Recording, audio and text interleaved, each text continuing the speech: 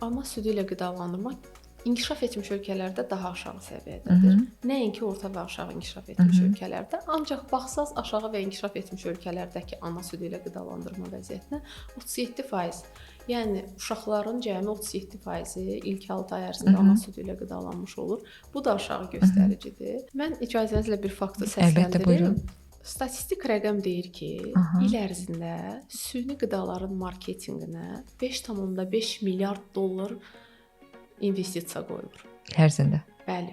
Biz nə qədər çalışsaq, təbliğat, təşviqat işləri, ümid Aha. bəsləsək ki, biz bu məlumatı deyəcəyik, hamilə qadınlar, süd verən analar bu məlumatları əldə edib Aha. doğrudan da 2 yaşına qədər ən az uşaqlarına ana südü ilə qidalandıracaqlar. Marketinq öz işini görür. Yəni biz bəlkə də siz, mən məlumatlıyıq, o reklamlar bizə bir o qədər təsir etməsə də, Hı -hı. inanın orada elə fəndlərdən istifadə edilir ki, səs tonu, şəkil, sətraltı mesajlar və s. bu öz işini görür.